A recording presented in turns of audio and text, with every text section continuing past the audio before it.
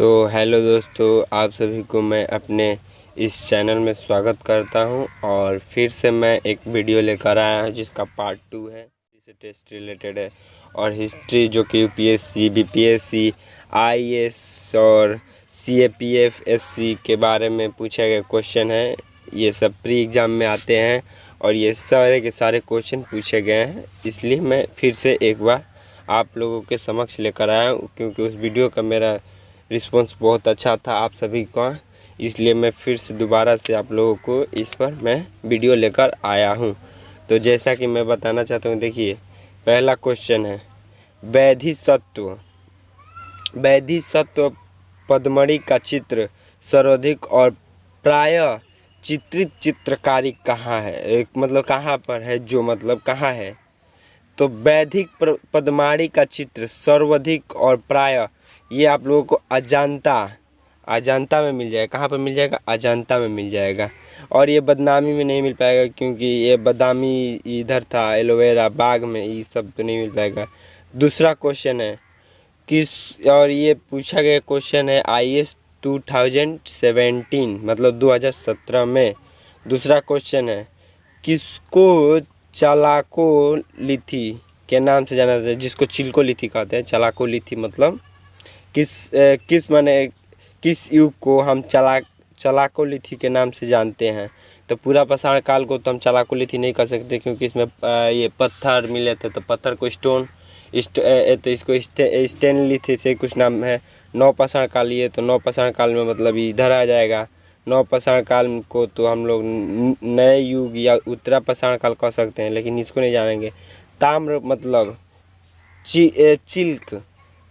Chill माने शायद ताम्र होता है, इसी के नाम से ताम्रपाषाण काल को जानते हैं। लौह युग मतलब का, ये जो लोहे का जो आयरन, मतलब ये आयरन युग थी हो जाएगा, इसका नहीं होगा।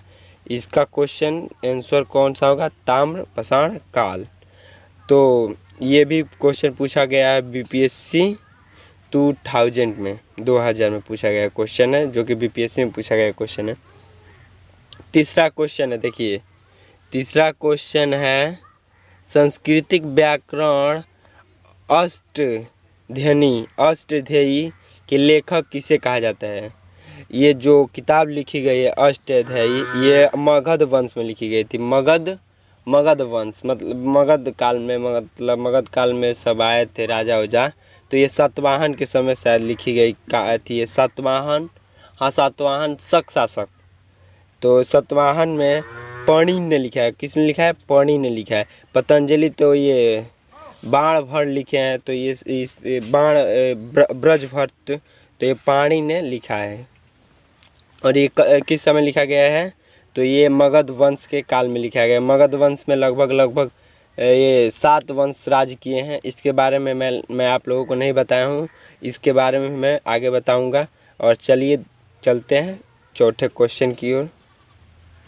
सभ्यता गैर आर्य थी, मतलब गैर आर्य तो थी, लेकिन ये क्यों थी? मतलब गैर किस कारण से थी? क्या वह नागरिकीय सभ्यता थी?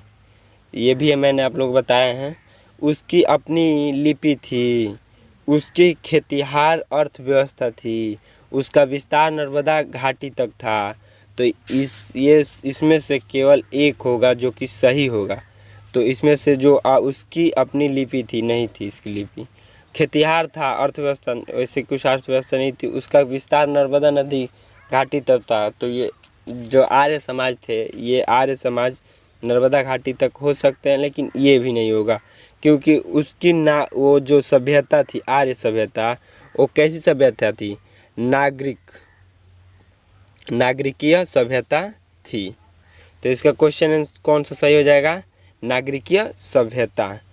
तो इसके बाद देखते हैं दूसरा क्वेश्चन, भीमवाटिका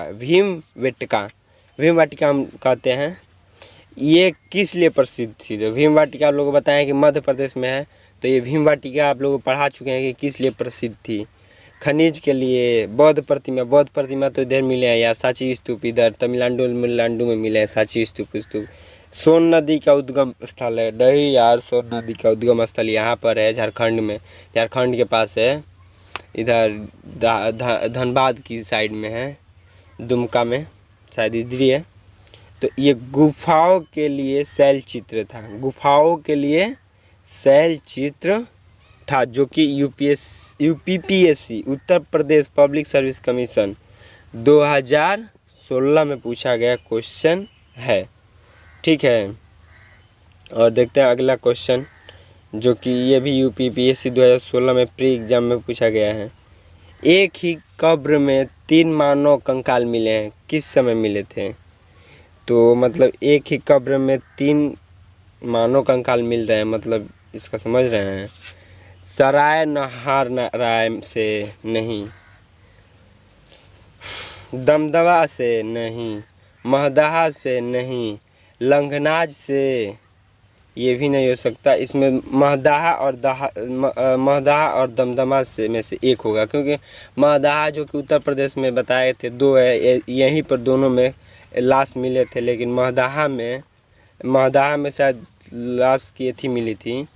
तो यहाँ पर महदहा में केवल क्या मिले थे? कंकाल नहीं मिले थे, यहाँ पर दफनाए गए ये साक्ष्य मिले थे। और कंकाल कहाँ पे मिले थे? दमदमा से क्या मिले थे? लाश मिले थे। तो ठीक है, तो कंकाल मिले थे, लाश यहाँ से मिले थे, दमदमा से। सबसे अधिक कंकाल यहाँ से, सबसे अधिक थी यहाँ से। तो ये भी क्वेश्चन यूपीपीएससी 2016 में पूछा गया है।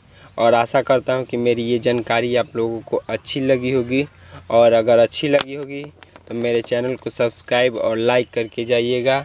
और इतना देखने के लिए आप सभी को बहुत बहुत धन्यवाद। मिलते हैं अगले वीडियो में। जय हिंद दोस्तों।